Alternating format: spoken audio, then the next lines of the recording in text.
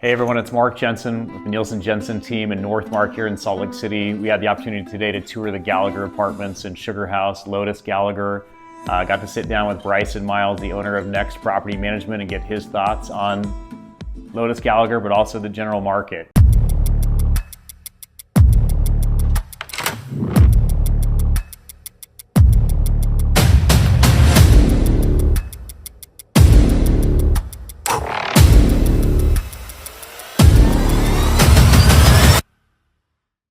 Hey everybody, it's Mark Jensen. We're continuing the Nielsen Jensen tour of the Class A properties in Salt Lake City. I'm here today with Bryson Miles with Nxt Property Management. We're huge fans of Nxt for many, many reasons, but mostly because we've known Bryson for a long time. And you kind of know who people are by the people that they attract. And we've always been impressed with the employees and everyone that works at Nxt, just the culture of hard work. And we'll talk a little bit. I love your thoughts on Blue Ocean strategy, because right now we're in a market where there's a lot of noise. It's kind of hard to stand out. Tell us a little bit about Nxt and tell us about what you guys, do to stand out.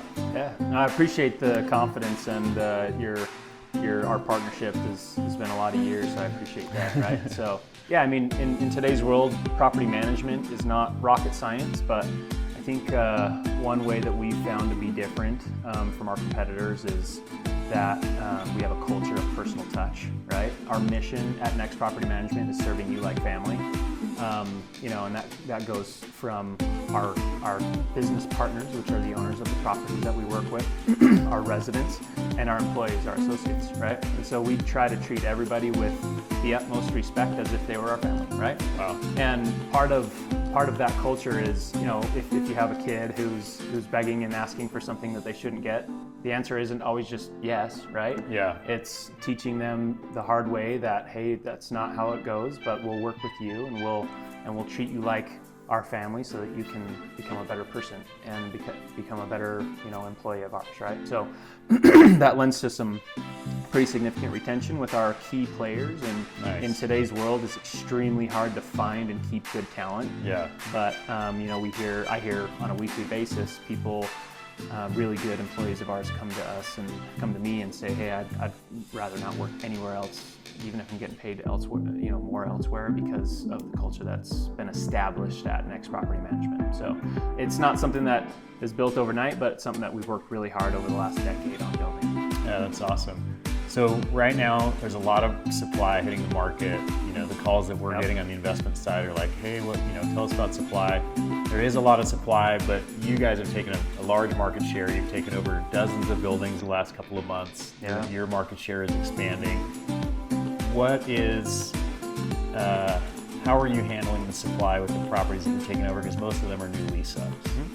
Yeah, taken over 24 projects this year so far, and wow. A few more slated to take over till the end of the year. So, this summer in particular was quite busy for our teams, and we had to hire a couple more people to facilitate the onboards and things like that. But yeah. We've adapted and pivoted to that. We look forward to continued growth like that, right? But to your question about supply, it is a real head scratcher, right? Yeah. You got the Utah market where a couple of years ago, what were the qualifications to get your property filled up? It was C of O. You got a pulse, you're good, you're going to lease up in a couple of months. Yeah. Full rates, we saw 20% market rate increases and things like that, right? Yeah. So part of it is a little bit of educating the market, educating some of our business partners that that's not the world we live in today, right? Yeah. Like, hopefully it gets better. And the market's softened a little bit, but we're adapting and doing as much as we possibly can to, like I said, it all goes back to our employees, our associates, and the training that they receive. We're able to give them the tools that they need to be successful with their jobs, right? Nice. So, we have a lot of corporate support. We manage just over 5,000 units, but wow. Actually almost 6,000 now. So it requires more than just a property manager and a regional manager, right? Yeah. We typically load our regional managers a little bit less than some of our competitors, which allows them to really dig into the details and try to catch crucial things that happen. Yeah. And we also have marketing support, we have maintenance support, all corporate staff level people, so that they can come on site and help our blue boots on the ground, the most important people in our business to be successful with their projects. And I kind of say that because, our marketing team is able to deploy a various amount of types of marketing strategies like PPC campaigns and social media campaigns and putting videos out on the web and things like that. So that's 3 of the 100 different strategies that our marketing team, who is way more qualified to talk about marketing than me, by the way. It feels like you guys have pivoted nicely. Yeah. It went from a market where you just, how do you fill up a unit, come fill out a lease, Exactly. and it's yours, to you really got to It's a sell. wait list. Yeah. You guys have done a good job with that. Where are we in the concession world and in your eyes, supply? Like, is it getting better? Is it getting worse? Are we going to be in this for a minute? What are your thoughts there? We're talking today on September 13th, and it's literally gotten better, I would say, in the last month. Right? Oh, sweet. I would say month, 2 months. Concessions have softened a little bit. They're still out there. Again, it's not like 2021, 2022, where you didn't have any concessions, right? Yeah. And I don't know if we'll ever get to that again, until maybe 2026, I would say. 2026, 27 is going to be what I keep saying, fat city for apartment owners, because in these past couple of years, there's the supply cliff's going to happen, and you're not going to have the supply kind of demand that you have now, right? Yeah. So you mentioned blue ocean earlier, right? Like, the solution for us isn't always just, hey, let's, the neighbor's offering 4 weeks free, let's offer 6 weeks. Right. Yeah. Although in some cases you have to do those sorts of things, there's more than just that. We're talking about other strategies that don't involve just slashing prices, putting out concessions, but it's creating a sense of community that allows people to, as long as you can get them in the door, they see the big picture and why they want to live there, right? So we're always harping on our associates to think from a blue ocean strategy standpoint to really set themselves apart. Yeah, I love that. We've had some experiences on the investment side. We brought in some institutional capital that's toured with us. One of the tours was really insightful because he was asking more questions than we would historically have asked. Yeah.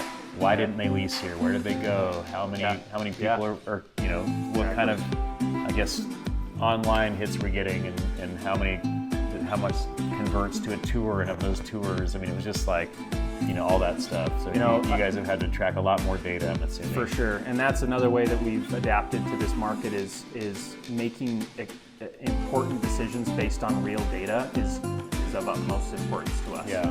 Right. We've built out a pretty impressive proprietary business intelligence dashboard, which is available. Yeah, it's pretty awesome. It's available from the leasing agent and the maintenance tech all the way to the owner of the property. Right. They're all looking at the exact same information, because if everybody's not aware of the status and the situation of how a property is operating, then how does everybody know what the goal is? Yeah, right? for sure. So our goal is to have the leasing agent and the owner, the regional, myself, and everybody who has a hand in the success of this project to be all on the same page. And a dashboard like this allows you to make important decisions and find important data that you otherwise wouldn't find. Yeah. Because charts and graphs tell a story in a way that a spreadsheet just simply doesn't. Yeah. So I know you're short on time. We got 10 minutes, so we can get a few more we're minutes. good. Yeah. As we haven't seen rent growth, rents have been relatively flat, not necessarily gone backwards other than some concessions, Right. but it's kind of hard for investors to hit their IRR. So the focus has gone to asset management. Yeah. We've seen insurance hit us pretty hard. We've seen property taxes hit us hard. How important is it to focus on operations, and what are you doing it next to help owners shore up downside in NOI? Mm-hmm. Yeah, like in previous years, you would say, well, let's just increase the rent. If we got a margin problem, let's just increase the rent. Yeah. And it's a little bit different today, right? Like, you can't save yourself out of an income problem is kind of a thing that we always say. So hyper focused on maximizing income is number one, obviously, right? Yeah. But now more than ever, we're hypersensitive of expenses and want to make sure that we're operating in a kind of standard acceptable margin so that our ownership groups are getting the returns that they that they underwrote Yeah. 2 years ago, but Yeah. today their interest rates double what they underwrote. Yeah. Rents are lower than what they underwrote because they maybe underwrote an increase in rents compared to 2 years ago, right? So there's all these things that as a management company we're kind of fighting against, but pulling all of the levers that we need to pull in order to make sure that these properties are successful. And like I say, for a property like this, for example, we're sitting in a 69 unit project, and how can you get efficiencies in payroll other than being adaptive and sharing staff with other sites that are in the area, right? Yeah. Like that's something that we've been able to really get quite good at in the past few years as the market's kind of adjusted. We've been able to find a lot of savings for ownership groups and really deliver high-level customer service to smaller projects like this where you wouldn't have found that otherwise. Although, the majority of the projects we manage are in the 150 to 200 plus unit range. Yeah, but for sure. We've really nailed down this type of project as well. Yeah, that's awesome. What is the credit of the market? Because CoStar, for example, so everyone's worried about supply, but CoStar said we delivered 5,100 units in the last 12 months. We have absorbed 4,600. Yeah. So it's like we're absorbing, Right. So maybe talk about where people are coming from, your excitement for the projects you're working on in the future of the state, because I think it does surprise people when we're talking to people from out of state that it's like, yeah, we have a ton of supply, but we're not like in Austin. Right. Like we's filling up. Yeah, no, I was actually just looking at a CoStar report the other day, and it was on our newsletter. If you didn't go to your Subscribe below. Just kidding. subscribe to our newsletter. We're trying to figure it out still. It's just brand new, but I pulled a report the other day on CoStar that for Q2, for absorption compared to delivery, we are absorbing more than we're delivering. So that we absorbed more than we delivered. Excuse me, which is good For Q2 of 2024. For Q2 of 2024, Yeah. right?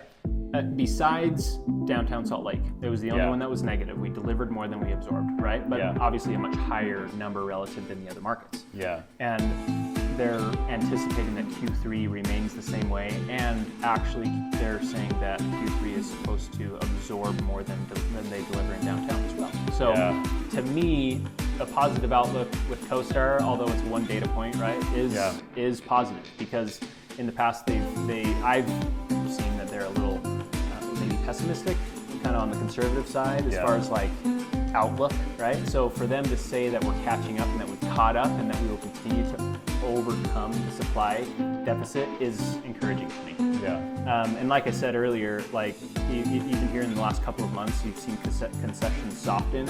You've seen traffic pick up a lot, right? And so, I'm super excited about, obviously we always have the seasonal factor here in Utah. That's tough. And just naturally, leases slow down in the November, December, January kind of time. But, we've picked up a lot of slack here in the last couple of months, and here for the next couple of months until, that season comes and hits us hard. Yeah, that's awesome. So survived in 2025 in my world. You're going to be in, kind of applies be great. to you. Exactly. We'll firm up. I think that answers a lot of great questions, because a lot of investors and developers in the Utah market are really concerned about oversupply. Yeah. And we're just sitting here signing leases, and it's not COVID here, right? But it sort of feels like maybe we're where we were in 17, 18, 19, just slow positive in-migration. In-migration, and your question earlier about how we're able to overcome that, it's a lot of in-migration, right? Yeah. Gone are the days where obviously you can just rely on like a sign outside your door, right? Yeah. You need to be extremely tactical about your online presence, targeting certain people, that everybody who's out of the country, right? California, Idaho, Colorado. We have specific tenant profiles that we target that we know are moving into Utah. Yeah. And how do we target them, right? Like it's our marketing team's speciality. So it's like I say, it's more than just claiming to Google My Business page, creating a Facebook page, putting yourself on KSL, because it's not Utah renters anymore that are filling up these properties mostly, right? Yeah, especially at these rents. Yes, especially at these rents, and that's another reason why these people that move from California and around the country, they're getting a discount here compared to where they're coming from, right? Yeah. So, and it's I don't see any reason why that's going to slow down. Or stop, I love it. I love the word tactical. Okay, last question, then you got to jump on your call. our market has grown up a lot with the design and the properties that we've delivered to the market. You know, we didn't really have a lot of development until 2013, 14, 15 and beyond. What have you seen in the market that gets you excited? Feels like people are getting paid for design, paid for different amenities. Are you looking forward to what our market delivers over the next 5 to 10 years? Yeah, so I think for the last, I look to a really impactful project that kind of helped Utah grow up, and I think it was Fort West and hardware, right? Like they came in and everybody was like, what are they doing? Salt development. Yeah, salt development. They came in over the top. They helped, I think that they helped our state tremendously because people realized that, hey, we can do this, right? And now you're seeing projects like Astor Tower and other, the Wells Fargo project here in Sugarhouse, where before we wouldn't have been able to do that because we're little Utah. But now we're growing up, and I think that's really going to offer a lot of variety for renters. So we still have these projects that we're catering to kind of the mid-level price, right? But then you have the high-level prices, and then you obviously have some affordability as well. So I think it's going to offer a lot of variety for our market that I think is much needed. Yeah, right? That's awesome. So, we're excited. Yeah. And I don't know, I didn't talk a little bit, I wanted to talk a little bit about Gallacher in particular. And we're working with Lotus Group, working with those guys. It's a fairly recent partnership that we've been working with them, but hopefully they see a mutual benefit of working with us, and we give them a lot of great attention. I like to think that we give all of our owners the same attention. Nobody feels like they're a small fish in a big pond, right? Yeah, it's huge. Which is one of the reasons why I also think that we set ourselves apart a little bit. But Gallacher here is a 1-minute drive to I-80, and the walkability is great. Some of the things around here, you're right, just minutes away from the heart of Sugarhouse. So you're technically here in Sugarhouse, but you don't have to deal with all of the crazy traffic that you have off of 2100 South and stuff like that, right? So great amenities here for a 69-unit project with a fitness facility, barbecue, and all the things that we offer here. So super excited. We were impressed. The balconies blew my mind. Oh yeah, balconies. Yeah, and I'm just talking about all external stuff. When you walk into a unit, you think, the comment was maybe we should move here. Like I was thinking how I could convince my wife and our 4 kids to move into a 3-bed here. But anyway, no, it's a beautiful project that we're extremely excited and honored to work with Lotus to manage for them. Cool. So, we appreciate your time today and appreciate the tour, and we look forward to what's next. Hey man. Yeah, of course. What's next?